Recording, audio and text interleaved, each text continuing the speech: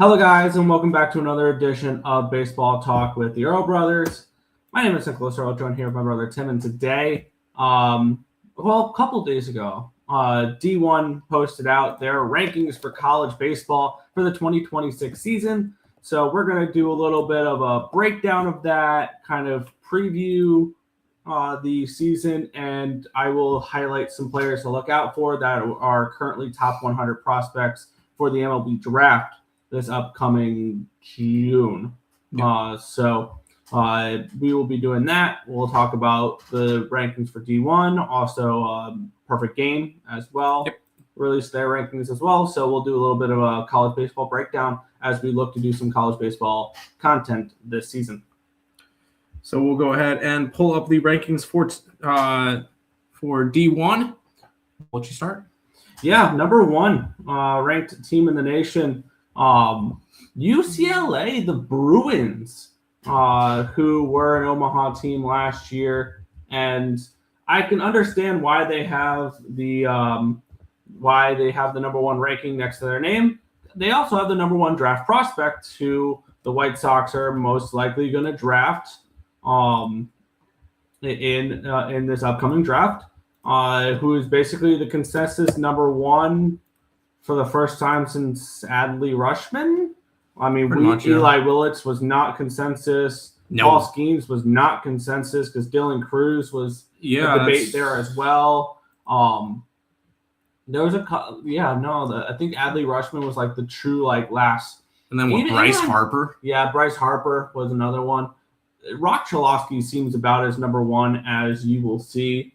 The other one that they're talking about, the number two prospect, is Grady Emerson, a high school prep shortstop, which you'll see a lot of prep shortstops on this top 100 list as well. We won't be talking about them. We'll be talking about them in a later video when we do we might do a preseason MLB mock draft. We'll see. For the pre-college baseball season, potentially for a mock draft there. Rock Chalosky, 60 hit tool, 60 power tool, 45 run, but 60 arm, 60 field, 65 overall. I don't think we've seen a grade coming out of the draft since like a Bobby Wood Jr. or something along those lines. It's been a while since we've seen someone not professional yet be rated that high. They also do have one other top draft prospect as well, and that would be Mulibai Levu, first baseman, who was with them last year, /320, 389, 522, first baseman for UCLA. So UCLA is going to be a very strong team. Last year for Brock Chalosky, by the way, 1190 OPS. Yeah, he was sick. He was actually picked in the I see here, he was actually, I believe, end up being the highest player not selected in the 2023 draft because of his commitment to LSU or UCLA. So Rock Chalosky, number one overall prospect, definitely the player to watch for in all of college baseball this year. UCLA Bruins, Tim. What's your thoughts on this team? Yeah, it starts and ends with Rock Chalosky, as you were just mentioning. The fact that they got him back is huge in his final year that he'll be in college, because obviously he's going to go number one overall. I believe he is a junior, so this will be because you're able to go to the draft after your junior year in college. He is 20 years old. And when it comes to UCLA, I understand some people looking at it and going, well, LSU is coming off the national championship and you've got some other team. I think UCLA is probably the best choice for number one. They're bringing back a lot of depth. They're bringing back a really solid offense. And they got a chip on their shoulder because they went, I believe they went two in they went two in barbecue in Omaha. Or no, sorry, they only beat Murray State. But they had kind of an underwhelming Omaha performance. I know they're going to want to bounce back after that. I will say PG had them ranked number 5. So a little bit of a different disagreement there. And when it comes to UCLA and the Big Ten, it's going to be UCLA, and you see how many other top Big Ten teams are ranked here? None. In terms of PG, they only have one other Big Ten team ranked, and that was Oregon at number 13. But I think it's going to be UCLA and everybody else in that conference, kind of similar to another team we'll talk about in a little bit with TCU in the Big 12. But UCLA is definitely deserving of the number 1 seed. Yeah, and one last thing I'll tag on with Rochaloxy, which I looked it up here. He has a 65 prospect grade. All the MLB top prospects that have a 65 grade, because there's no 70s on the top 100 list right now. Connor Griffin and Kevin McGonigal. Yep. So when Rochaloxy gets picked number 1 overall, he might go from college to the number 1 rated prospect in all of baseball. Could. If McGonigal and Griffin he'll definitely be top 5 this year. Leo DeVries is a 60 grade. Jesus Mate is a 60, and Weatherholt is also a 60. McGonigal, Griffin, 65. Yeah, it's definitely a big prospect, and it's huge that he came back. Yes. We'll kind of work through these a little bit quicker than UCLA, but yeah. Yeah, which our next one we have here is the defending College World Series champion LSU Tigers. Number 2 overall. They have a couple of top 100 prospects for the draft. Derek Carrell, who is an outfielder for them. 60 grade prospect, so he's graded up there with Leo DeVries and Jesus Mate to kind of give you an idea of where he ranks. And then also they have one other one here, which I'm trying to get up his profile. There we go. Jake Brown, outfielder as well, a 50 grade prospect, projected 54th overall in the MLB draft, this upcoming one. He was drafted in the 16th round in 2023 by Texas, but opted to go back to LSU. The Tigers, the defending College World Series champions, are number 2.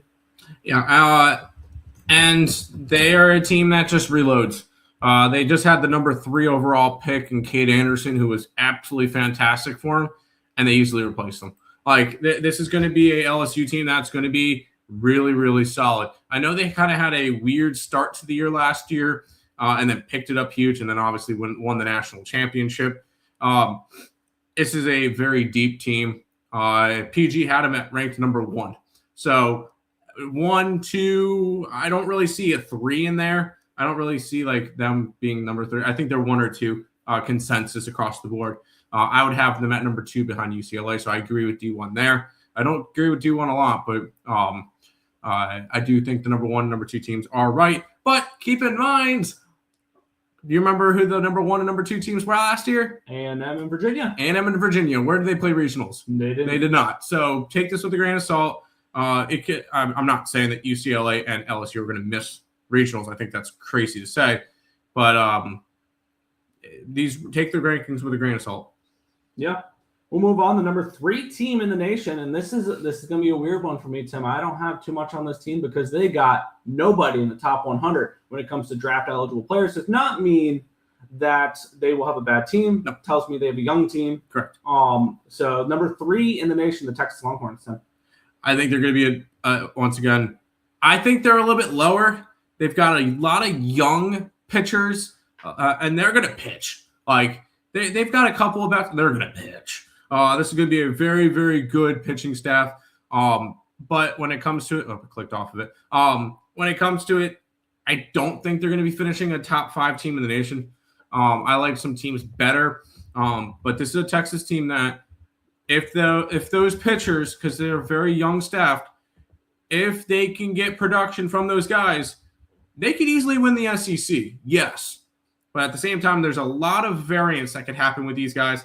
I'm not going to jump on the Texas bandwagon like I was last year. I was high on Texas. I took Texas to win the SEC regular season at plus 1,000 last year, and they won the regular season.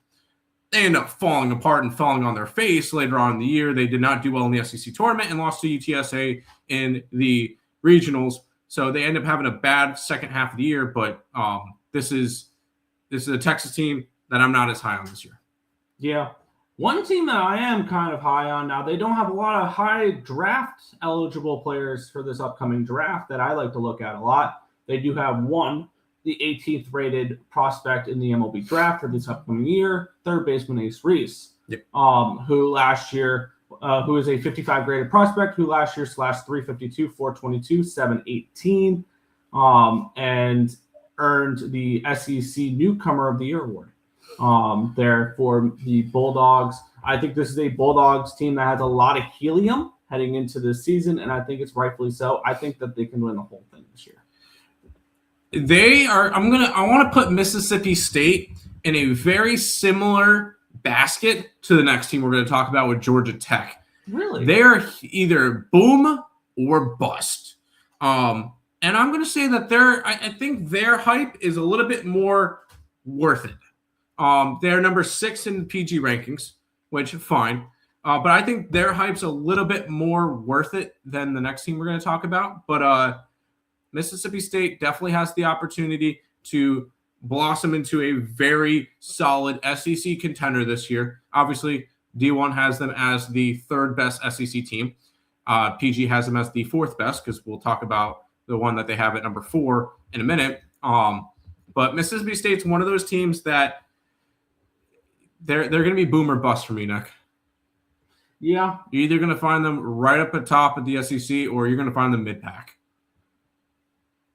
That sounds about right. This is a Mississippi State team that I think could be a lot of fun. Let's move to number 5, Georgia Tech.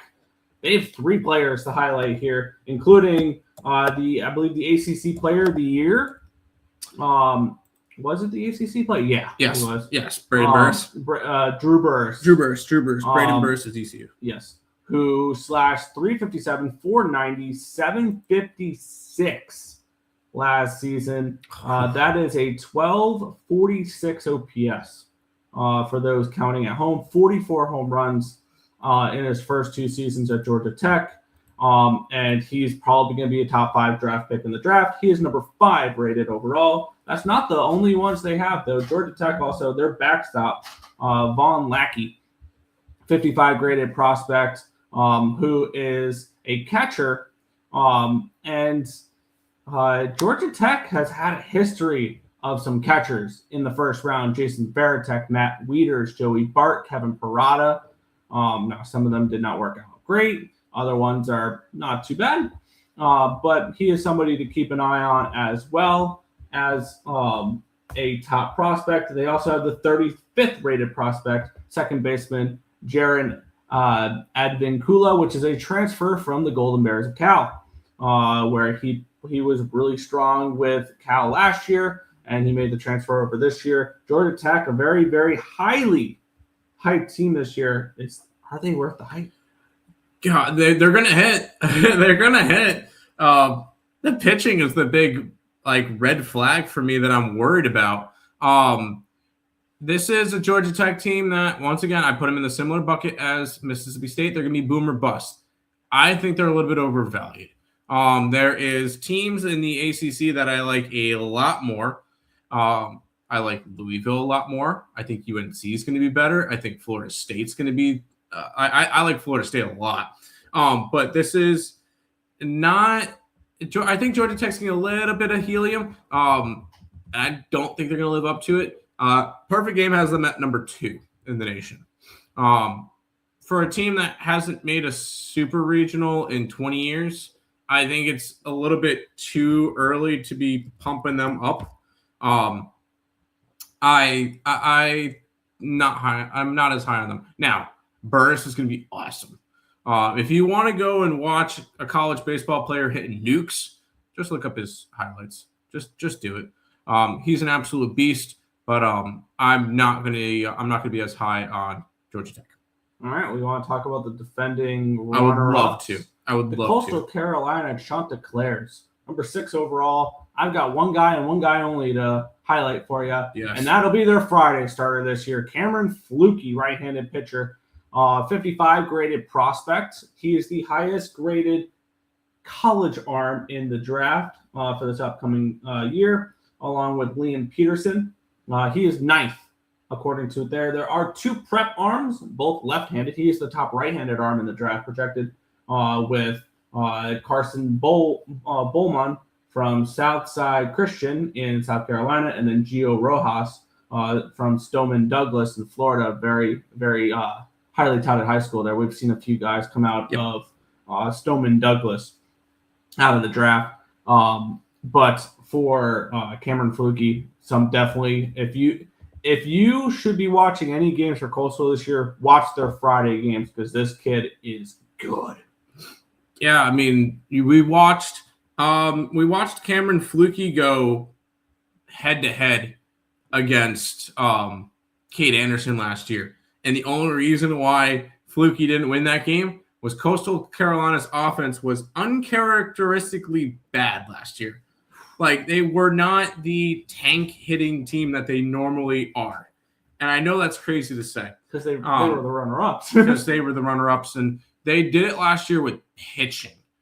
Now, they are losing their Saturday and Sunday starters, but I think they're going to fill in just fine. They picked up a transfer from, I think it was South Alabama, that I think is going to be really solid.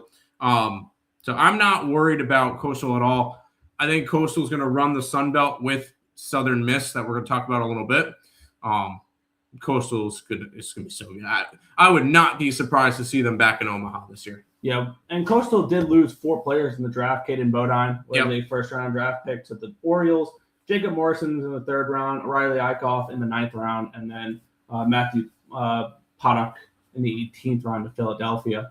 But Coastal definitely lost a little bit of talent, but I still think they will be just fine. I agree. Arkansas, a team that I was very high on last year heading into the college, heading into regionals and things along those lines. They have a couple of guys to highlight here, the 7th rated team in the nation. Number 24, Gabe Geckel, who is a 55 rated prospect, a right-handed pitcher.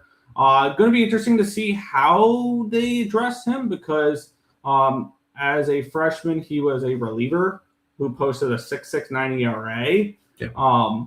And then last spring, he did have 9 starts. So he's going to move into the rotation this year. For Arkansas, he was drafted in 2023, 20th overall, but because of his commitment to Arkansas, he opted to go to college. Ryder Helfrich, their catcher, is the 29th rated prospect in all of the draft, 50 prospect rating. Really strong backstop there for Woo Pig Sui. And then they also have Hunter Dietz, a 50 overall prospect, left-handed pitcher, 70 grade fastball that can top out at 99, works around 94 to 97 miles an hour with a curveball and a cutter and a changeup as well. So a couple pitchers for Arkansas to keep an eye on. They did lose a decent amount in the draft, but this is definitely a team that can reload. They lost Gage Wood, Wiley Aloy, Zach Root, all in the first 40 picks, and then the Charles Davalan as well in the 41st pick. They had in 16 rounds, they had 1, 2, 3, 4, 5, 6, 7, 8, 9, 10, 11, 12 players get picked last year. So they definitely had to reload, and I think they will be able to do that this year. Definitely a team that's going to pitch really well. Actually, the pitching was one of the more things I wanted to kind of be a little bit eerie about with them because of losing two big arms that went high up in the draft. I still think they have their Friday and Saturday guy. Obviously, their development in terms of like the way that they train players, one of the best teams in the nation. So I'm not worried about that at all. But losing a bunch of players, I think Arkansas is going to get off to a slow start this season, and then they're going to pick it up as they go. So be a little bit eerie if you're going to look at them in the beginning of the year. I think they're going to really get into their own in the start of conference play and go from there. I do think Arkansas is definitely an upside team, and they could definitely make a run to Omaha. I'm not saying that they can't, but be a little bit eerie about their pitching. I'm a little bit worried about their pitching. Fair. Let's move on to number 8, Louisville. They have 2 players to highlight here. Outfielder Zion Rose, 50 grade prospect, who is the 27th rated player in the upcoming draft.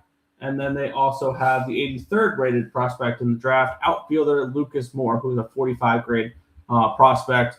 Fast 70 run tool, which you don't see given out very often to college players. He was a high schooler in Ohio that committed to Louisville and is draft eligible this year. Obviously, Lucas Moore and Zion Rose, 2 players to look out for Louisville. What's your thoughts on the Cardinals in the ACC this year? I like this team. They're going to be one of my front runners for the ACC. Them and Florida State are going to be two teams that I really like in the ACC this year. Now, Louisville coming off of their Omaha run. They did make Omaha last year. I remember them taking out going into the Vanderbilt regional and taking down Vanderbilt, which was huge. And again, I know Vanderbilt ended up losing to Wright State in that regional to get knocked out, which was kind of crazy to see. But Louisville, I think, is going to be a very, very solid squad this year. I really do like them. Now, they did lose their Friday starter, Patrick Forbes. He was the 29th overall pick to the Arizona Diamondbacks. Got that one spot on when I did my mock drafts. So, I think they'll still be fine. Oh, yeah, I'm not worried about them at all. Number 9, War Eagle, the Auburn Tigers. And they're usually a pretty strong hold in the SEC. They have one player, second baseman Chris Rembert, who is the 25th rated prospect in the draft, 50th overall prospect for them. Thoughts on Auburn this year in the SEC?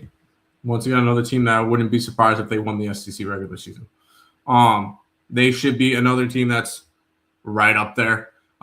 They've got really good pitching. They've got big bats. And in the SEC play, obviously, what did them in last year? They ran into Coastal Carolina when they were red hot. So tough to go up against that. But I do think you're going to see another really good year. They brought back a bunch of their talent. I know they lost Ike Irish. But other than that, they really didn't lose a whole lot. This is an Auburn team that I'm a big fan of. So I would not be surprised if they won the SEC regular season.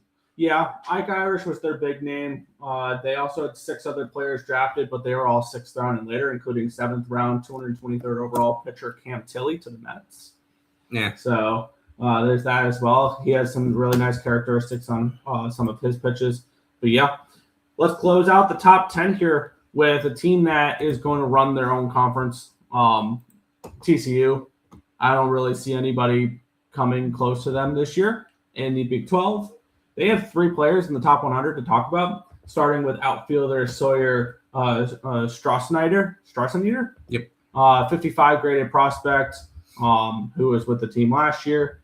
They also have outfielder Chase Brunson as well, 50 grade prospect, 44th rated prospect in the upcoming draft, and then 61st overall right-handed pitcher, their Friday guy, Tommy Lepore, 50 overall prospect. He's somebody who is someone to keep an eye out for. He's somebody who could potentially pitch himself into maybe in that top 40 range in the compensation picks, something along those lines. Yep.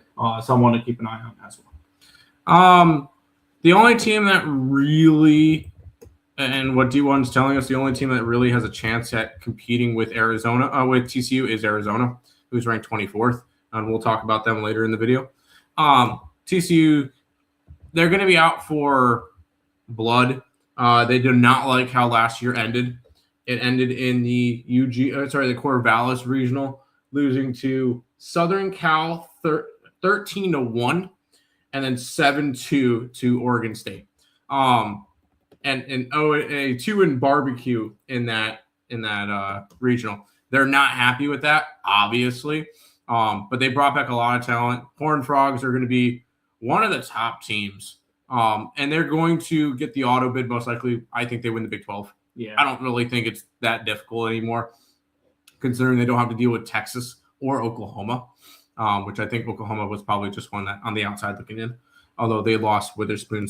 Anyways, with those two teams out of the Big 12, TCU has an easier shot, and I really do like their chances to make the Big 12 championship game and win the Big 12 in general.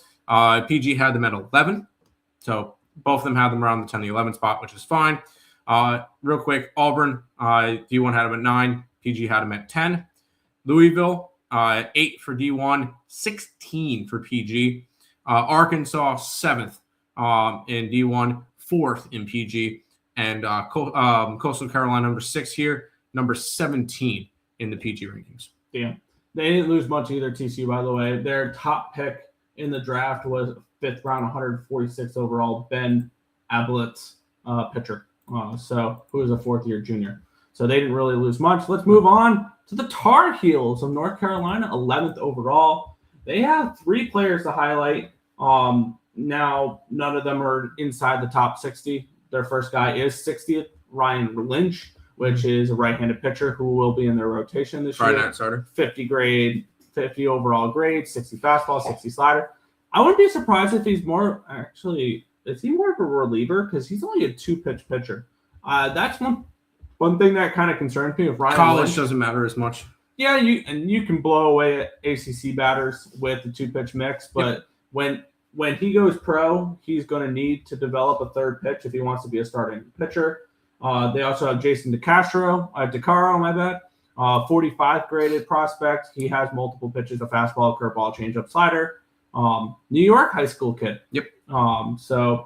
There's that. And then Gavin Gallagher, 3rd baseman, 45 graded prospect, who slashed 325, 409, 603 for a 10-12 OPS, 1,012 OPS last year and 17 homers. So he had a really solid season last year. Those are some guys to look out for UNC. Where do you think they rank among the ACC? By the way, DeCaro was Plainview High, something in that range, on Long Island. So I remember seeing that one when we went to UNC games. Anyways, UNC is going to be strong. It's not often that most teams can't go and lose the ACC Player of the Year Knapp last year, and possibly even have a better rotation this year. So they're going to pitch like crazy. They're going to be able to hit too. They're going to be a solid squad this year in the ACC as well. I have them in my top 3 for the ACC with Louisville and Florida State. Those are my big 3 ACC schools. I'm not a believer in Georgia Tech as much, and I'm not a believer in Miami. Not Miami, but NC State. I really like UNC to be a solid squad. Maybe in Omaha. I wouldn't be surprised if they made Omaha. A lot of these teams, I wouldn't be surprised if they made Omaha. Obviously, they're the top 25 teams in the nation. But UNC has done it year in and year out where they make deep runs. They'll make a super. They'll even if they play an LSU in their regional, they still made it out of that regional. I remember that. Yep. And this is going to be, once again, a team that I think we're going to be just fine seeing. They're going to be fine. And they didn't lose too much. They lost Luke Stevenson, which was the 35th pick in the draft. And they lost Knapp. Jake Knapp went in the 8th round, 241 overall. He was ACC Pitcher of the Year last year, too. He was also 25. Yeah, he was older, yes. Yeah, he was 2000. Yeah. So he was a 4th-year grad student. So that's why he was picked a little bit later in the draft because he was older. Yep. But yes, we'll move on. We have the Beavs, Oregon State. Los Beavs. And they got one player to look out for, the 12th rated team in the nation. Ethan Kleinschmidt, left-handed pitcher, has a fastball, slider, changeup combination, 50, 55, and 55 for those 3 pitches. 50 overall prospect there. Prospect rating, 66th in the rankings for the Beavs. They play a weird schedule because they are an independent team. Yep. What's your thoughts on this team heading into the year, though? I know it's a weird schedule, but they are not in a conference right now. So that's why they're at a weird schedule. I know last year they played a lot of road games. And next year they'll be in the Pac-10.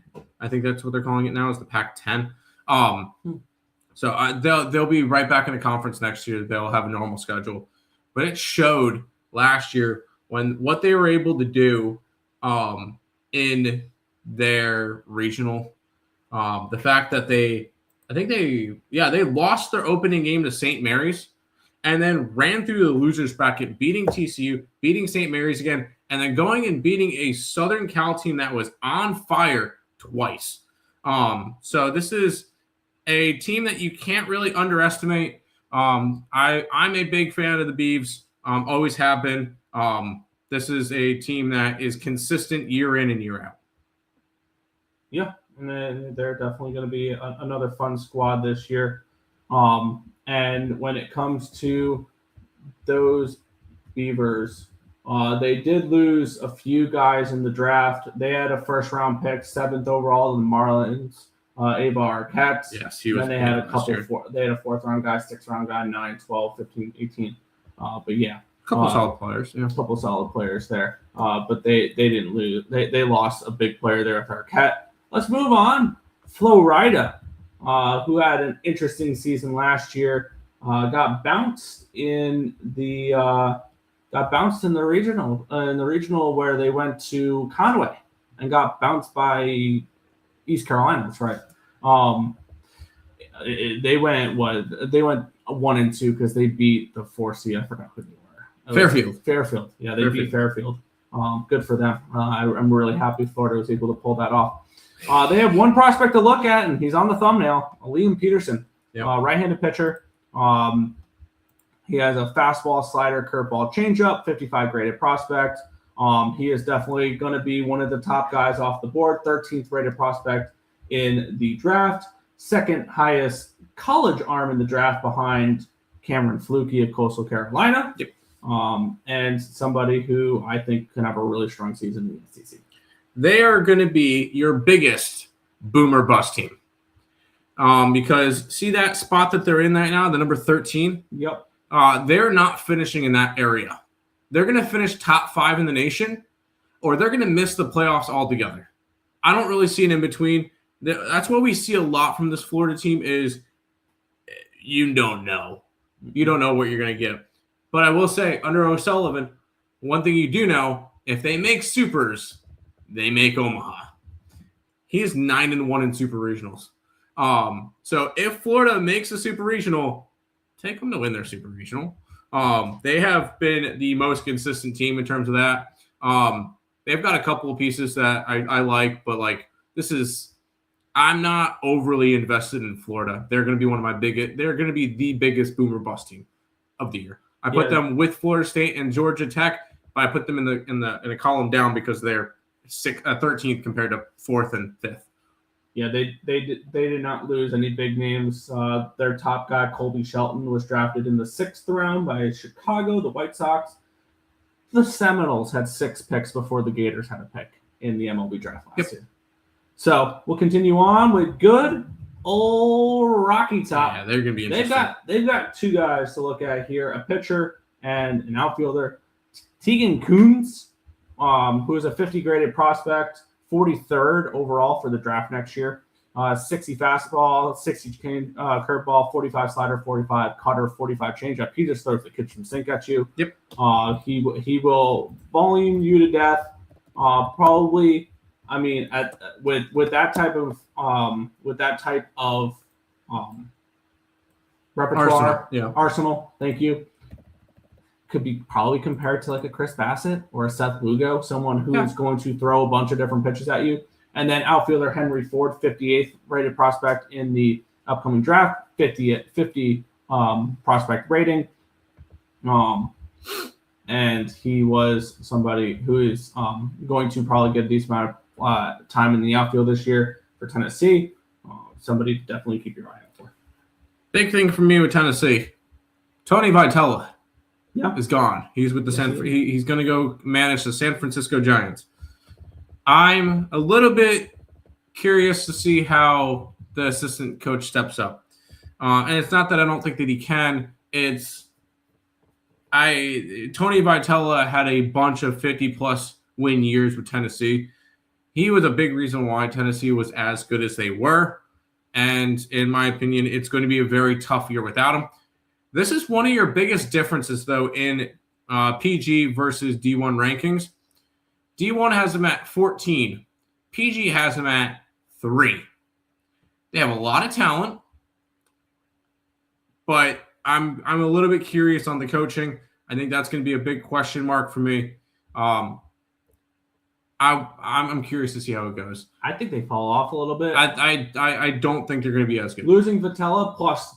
Look at what Tennessee did in the draft last year. Yeah, they lost a lot of players in the draft. draft. Liam Doyle, Gavin Keelan were in the first 13 picks. Andrew Fisher was 20th overall. Marcus Phillips was 33rd overall. AJ Russell was 52nd. Dean Curley was 64. Tanner Franklin was 72. Cody Miller was 96. They reload. had 1, 2, 3, 4, 5, 8 players in the top 100 picks. Yeah, but they overload. I'm not as worried about that. They'll reload. My worry is for them is how good is the new head coach at recruiting? That's a big thing. Yes. That's my biggest question. And although Tony Vitello recruited a bunch of the guys before he left, so I'm not really as worried about that. This is Tony Vitello's last group. So, all right, we'll move on to the next one here. 15th rated team, Georgia Bulldogs, and they got one player to highlight: 67th rated prospect in the draft, 50 overall rated prospect. The fastball, changeup, slider, splitter. Joey Volchko,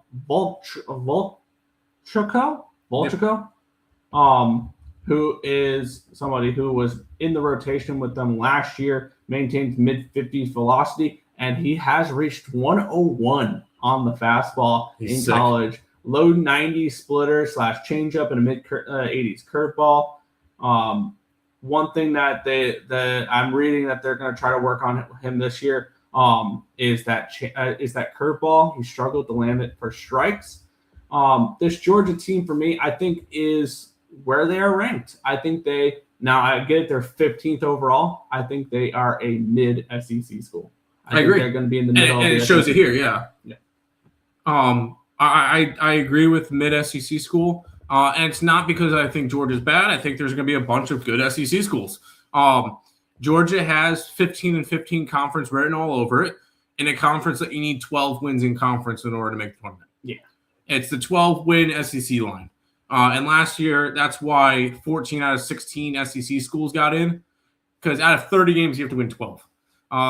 Georgia's going to be solid, but obviously, if I'm taking teams ahead of them, LSU, I'm taking Texas, I'm taking Mississippi State, Auburn, Arkansas.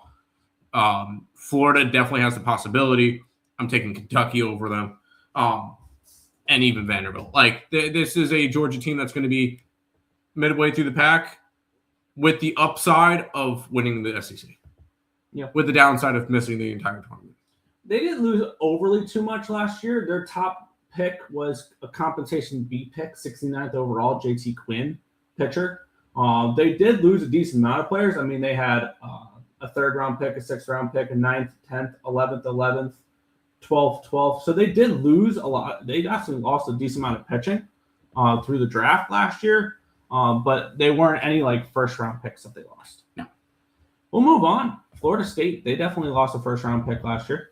And this year they have one player in the top 100 to keep an eye on for when it comes to the draft. 45 rated prospect, 95th ranked prospect, first baseman Miles Bailey.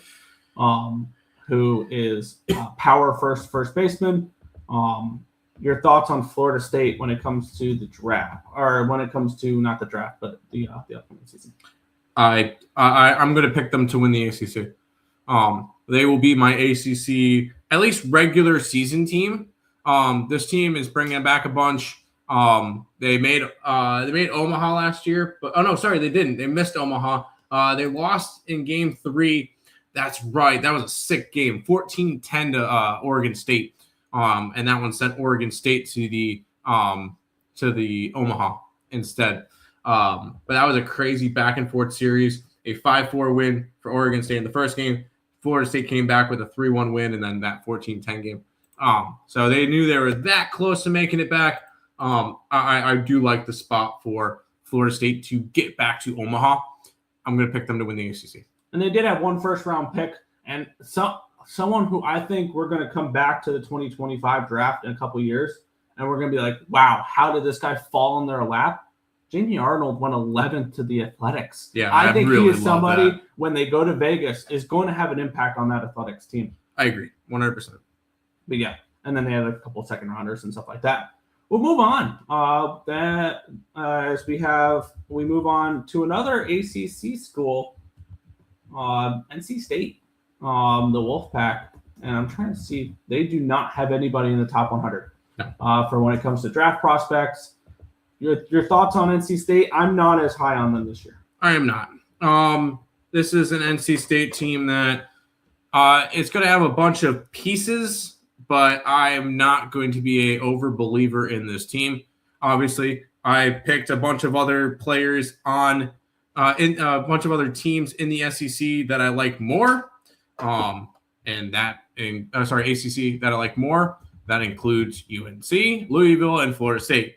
NC State's just going to be another one of those teams that they'll make a regional. They'll be a 2 seed, maybe as low as a 3 seed.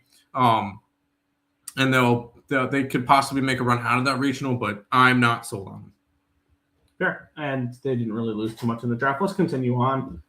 This lower part of the list, we're going to try to move a little quicker. Yes. Kentucky's 18.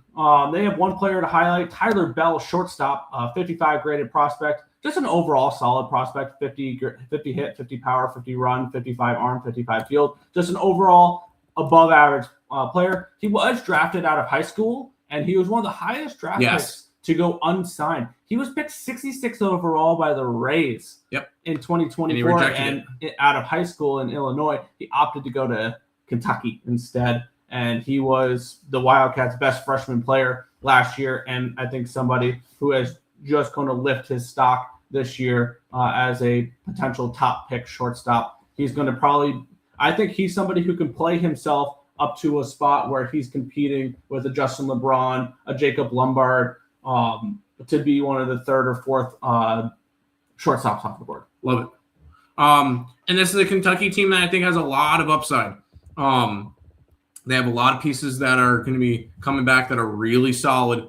And when it comes to Kentucky, they 100% are another SEC team that has a shot to go to Omaha. Now, I will say this is one of D1's teams that they have in the rankings that PG's is not. And this is actually their highest ranked team. Other teams that are in D1's rankings that are not in PG's include Wake Forest, Arizona, and Texas A&M. So we'll keep an eye on those. But this is a Kentucky team that I think will eventually get on those PG rankings. I like this team. And they did not lose anybody big at all. Their top pick last year, Kentucky, Ethan Walker, 358th overall in the 12th round.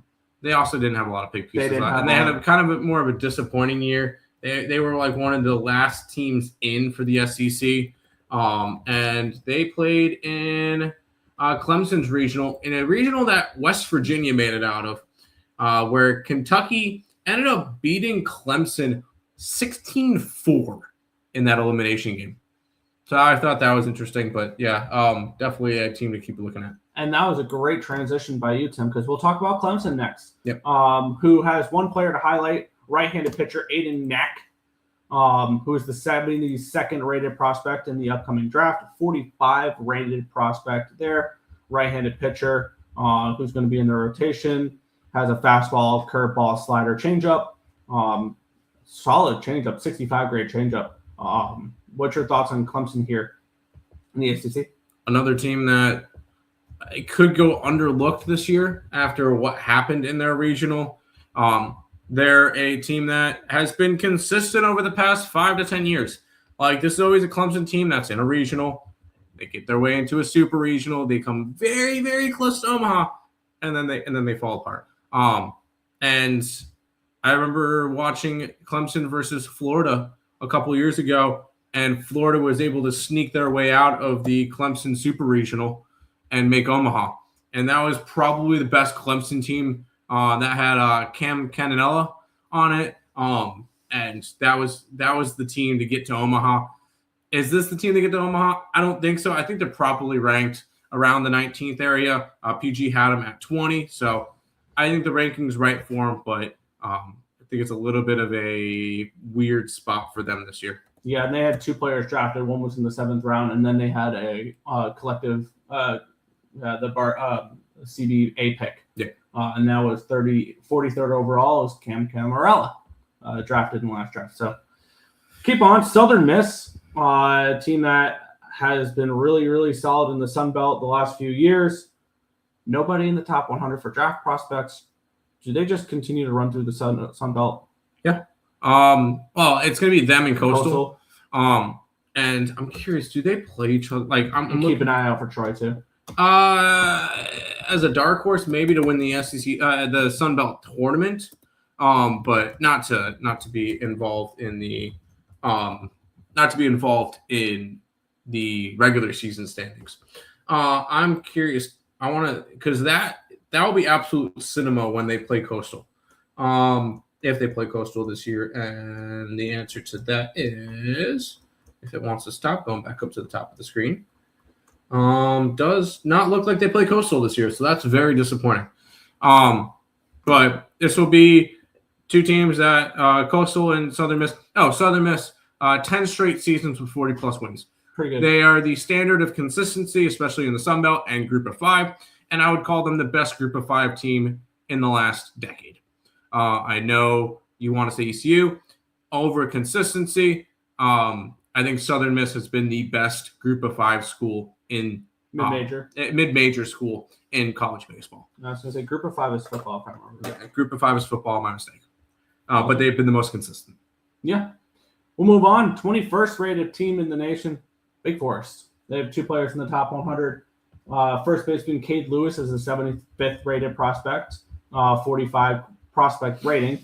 Led by his hit tool, 55 grade, 50 power, 45 run, 50 arm, 40 field. And then, of course, it's Wake Forest. So how can we talk about pitching. Wake Forest without pitching? The 87th rated prospect in the upcoming draft, right-handed pitcher Blake Morningstar. Fastball, curveball, slider, cutter, changeup. So he has 5 pitches in his repertoire, 45 prospect rating. Look really good. Six different pitches.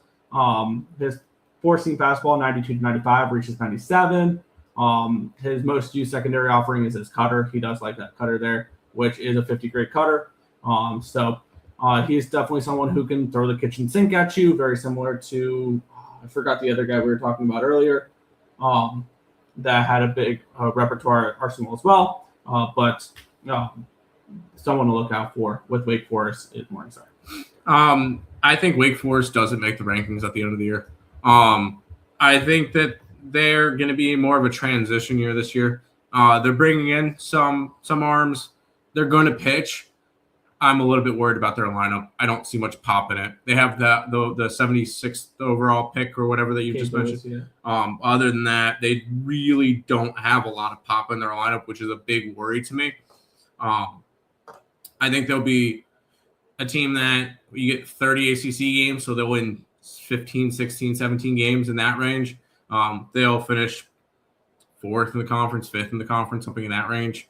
They'll make a regional, and they'll probably win one game against a mid-major 3 seed and then lose the next 2. That's what I kind of look at. Wake Forest has a very low ceiling for me this year. And, I mean, they kind of – high floor, low ceiling. They also lost their 2 biggest bats, Yep. Merrick Houston and Ethan Conrad, who went 16 and 17 in the draft, to Minnesota and Chicago. So that's why I say there's not a lot of pop in that lineup. Sure. We'll head on to the next team, Miami, the U. And they've got one player to look at, third baseman Daniel Covix, 50 rated prospect. His top tool is his power, 65 grade power, third baseman. He is somebody who was drafted in the 17th round in 2023 by Pittsburgh, did not sign, and opted to go with Miami. And is somebody who I think could potentially lead the ACC in home runs. This is a Miami team that I'm going to put them in a similar bucket as Wake Forest. High floor, low ceiling. They'll make a regional this year. They'll be one of those mediocre ACC schools to make a regional, and then we'll see where they go. But I'm not overly invested in Miami. They're coming off of a year where they made the Hattiesburg Regional, and they won the Hattiesburg Regional. And I believe that was, when they were starting off, they started off by beating Alabama in the first game. They beat Columbia 14-1, and then they ended up losing to Southern Miss in one of the finals and then beating Southern Miss and got out of that regional. That was a regional where Columbia won a game against Southern Miss. And that's when everybody was questioning, does Southern Miss even deserve to have a host regional that year? And then Columbia goes and beats them 11-4 that game. But we're talking about Miami here. Miami ended up making it out of that regional. They end up losing in their super regional. I believe that was to Louisville. Yeah, Louisville in a series that they could have easily won. But this is, for me, Miami team kind of middle of the pack.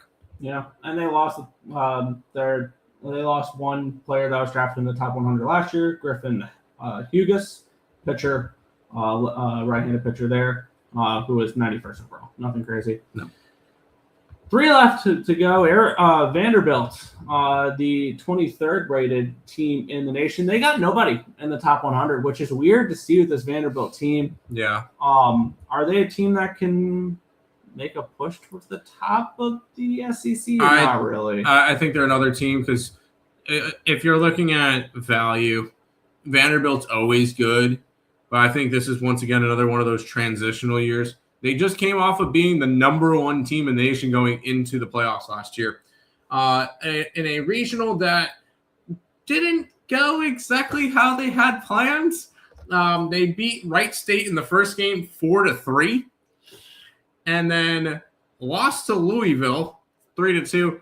And then lost to Wright State and got eliminated against the class of the Horizon Wright State. Class of the Horizon. But I'm not as high on Louisville on Vanderbilt this year as I normally am because I'm normally a big Vanderbilt person, but not this year. I just don't see it this year. Yeah, and they did lose 3 players that went in the top 100 picks in the draft.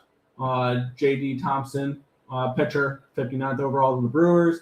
R.J. Austin went 93rd to the Orioles, and Cody Brauker went 100 overall to the Phillies. Yeah, but I'm just not. They've lost so much. They don't have any big guns coming in. And in an SEC where a lot of the teams have big prospects, Vanderbilt's just. I mean, it could be a team that flies under the radar, and all of a sudden we check back at the end of the season. They have 18 SEC wins, and we're like, wow, where did that come from? Yeah, that's definitely a possibility, but I'm not sold on them this year.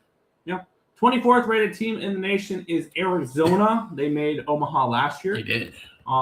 They have 1 player in the top 100, 80 if overall prospect Owen Kremowski. And he is a right-handed pitcher, 45 overall, 45 graded prospect. He has a fastball, slider, cutter, changeup, and he is somebody who could have a decent year in that front of the rotation for Arizona. Not too much to go over when it comes to any other players like that are draft eligible for me. Thoughts on Arizona heading into this season? They're going to be the toughest competitor in the Big 12. Yeah. I'll say that. Yeah, I saw the notification tonight. They took down Cal Poly last year in the regional. They took down Utah Valley when Oregon went 2 in barbecue, and they kicked the shit out of Cal Poly in the championship game in the regional championship. Then they went to UNC and took them down 2-1, and that was a crazy series. Because do you remember that first game of the UNC Arizona series? Yeah, they got blown out. 18-2. And then it was 10-8 and 4-3. It was the biggest run differential for a team that didn't win the regional or didn't win the super regional was for UNC, which that was insane to see. But Arizona did well, and I believe they even won it. Did they win a game in Omaha? I want to say they did. Yeah, they beat No, they went 2 in barbecue. They lost to Coastal 7-4. That was when Coastal got a couple of runs in the 9th and they made it look good. And then they end up losing to Louisville in the first knockout game. Yeah.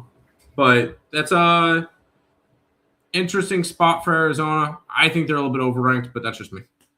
And they did lose their top pitcher, Brendan Summerhill. Yep. And he went 42nd overall. Someone I thought was going to go in the top 20.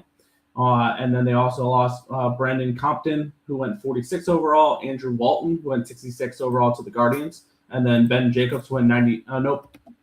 Compton was Arizona State. My bad. I read that quick. So just Walton. Because when I looked at it. Yeah, I know. You have the thing under. Yeah, I got Arizona, you. You're good. So they lost a couple players, nothing crazy, though. And the last one here, talk about disappointing teams last year. Oh, my God. The Aggies, what happened? Now, they have quite a bit of talent heading into this year, and they have 4 players I get to talk about here as we round out the top 25. And it starts with shortstop Chris Hakopian. Sure. Sounds about right. Who is a 55 graded prospect, 16th overall for the draft. He has a 60 hit tool, which is strong, /375, 502, 656 last season for the Aggies. They also have Caden Sorrell, outfielder, who is a 55 overall prospect, 20th in for the draft this upcoming year. They have Gavin Grahovic, who is 6th grade power, 50 overall, 26th rated prospect in the upcoming draft. And then it gets rounded out with, where is it? There we go. With Shane Deo, a left-handed pitcher who has a fastball slider changeup combination, 50th overall. They consider one of the he did have elbow surgery, needed Tommy John in the fall, and missed all of last year. Still drew some offers, but he opted to go back to Texas A&M for rehab, and will probably miss a little bit of the season, I guess. But with that being said, he'll probably make some appearances this year. Don't expect him to have a crazy workload coming in off of Tommy John. But A&M, definitely a team that underachieved last year. That's to say the least. They were ranked number 1 in the nation to start the year in these preseason rankings and didn't even make the tournament. Same deal with Virginia. They were number 2 and did not get in. Texas A&M ended up finishing 30-26 last year, an 11-19 conference record. They ended up playing a good couple of games in the SEC tournament. It was not enough to get them in. And I don't blame them. One of the big they had like a loss to Cal Poly earlier in the year. They had a loss to Texas State, a loss to Arizona, a loss to Oklahoma State. And the big series that kind of wrapped up any chances they had at making a regional this year or last year was when they were at home against Missouri, who I believe finished 3-27 in conference last year. You don't know those 3 wins? A&M. Missouri went on the road and swept A&M last year. I'm sorry, that's fucking pathetic. So yeah, I understand people being a little bit low. I think this could be a good buy low spot on Texas A&M. Yes. For sure. Especially after how ugly last year was. So I'm not going to talk anybody off of looking at Texas A&M as a possible contender this year to make Omaha after the ugly season they had the year before. But that Texas A&M team, so talk about disappointing last year. Yeah, and they did lose a couple guys in the draft. They lost Justin Lampkin, 71st overall, and Jace Laviolette, someone who we thought was going to be a top 5 pick. Yeah, the draft, awful season. Dropped 27 to the Guardians. I love that pick for the Guardians. Beautiful pick for the Guardians. He was injured a bunch last year too, so that was a big reason why he didn't perform. He could be someone we compare to like Kyle Manzardo for sure. For the Guardians, just a power bat. So they did lose him. He was injured for most of the year as well, I believe. Yeah, he ended up I remember. In the SEC tournament, Chase Laviolette broke his hand, got surgery on it, and then was in the next game. Yes. He's a fucking madman. He was crazy. Yep. But they end up not making it. But Texas A&M could definitely be a good bounce back candidate for this year. Yep. And that is all. That is the top 25 for D1. I wanted to touch on East Carolina just because that's the school we know. So real quick, the teams not on the top 25 for D1 that are for PG include Oregon, which I think are going to be another strong Big Ten team. They're going to be the biggest competition for UCLA. The Woos of Virginia, which is going to be another boom or bust team. just because they had a bunch of transfers from Duke. Like that's a bunch of Duke transfers. The Duke coach went over there. That's a whole new system, so we'll see how they go. UC Santa Barbara is going to be fun. Team in the Big West this year, and then East Carolina, which we'll talk about real quickly. Yeah, I mean, you weren't going to make it through an entire Earl baseball video without hearing about East Carolina. And of course, I got to highlight the Friday starter for this year, Ethan Norby, left-handed pitcher, 45 graded prospect. He's going to be on the thumbnail, so I need to talk about him. Yes. 50 fastball, slider, cutter, changeup. So he has 4 different pitches. Really started to develop that slider last year and looked amazing. He's developing a changeup too over the offseason. Yes, he is. That's a 50 grade changeup too. His control is 55, one of the best control grades that I've seen throughout looking in this video. He is somebody who I think can play himself into a early second round, late first round draft pick if he pitches well enough this season. Now, his fastball does have good characteristics. His fastball is only 90 miles an hour, though, and tops out at 95. So don't care. He's somebody who maybe we can compare to, I don't know, a Ranger Suarez. Sean Manaea. I like to compare him to Sean Manaea. His arm angle, the way he throws, just reminds me of Sean Manaea. I know. I just want to also. I know. Ranger Suarez in this video to the Red Sox 5 for fully overpay 5 for 130 for Suarez is ridiculous. I would not. But I love that pickup for the Red Sox. Anyways, sure. But no, I don't like that pickup for them. I'm not a fan of Ranger Suarez, but we're not talking professional baseball right now. We're talking college. But yeah, I think ECU is going to be back to the way they were previous years. Ethan Norby's going to be awesome. Sean Jenkins is going to be a breakout player this year. We saw him a little bit more in the regional, where I really liked how he looked against. He pitched against Florida. No, Coastal. He pitched against Coastal. In the second round. No, Jenkins. Yeah, he pitched against Coastal. Yeah. I love the way he looked at the end of the year. He pitched the final game in the AAC championship game. I remember watching that against Tulane. He looked amazing. And watch out for Kobe Weber, freshman coming out out of high school. Obviously, freshman. He's going to be the Sunday starter, and he's going to be really solid. And Braden Burris and Austin Irby are going to be really good as well. Yeah, I think Irby can kind of develop into what that Carter Cunningham was. I think he's going to be a step up from Carter, but that's just I know. He's that type of player archetype as well. Yep. But that's it for this video. We've gone over an hour talking college baseball. So, love it. We are ready for the season to arrive, and it is almost here. We are about a month away. We are less than a month away from February 13th from opening day of college baseball. Let us know down in the comment section below what your guys' thoughts on the college baseball rankings so far. Who do you think is a team that's in these rankings that will fall out? Who is not in these rankings that will come in? Who's going to be the biggest disappointment? Who's going to win the whole thing? Let us know down in the comment section below. That's going to wrap it up for this one. Tim, anything you want to say before you send us on home? I'm ready for this. I'm ready for the season. Let's go. All right, that's going to do it for this one. Thank you guys so much for watching. We'll catch you guys next time. Yep.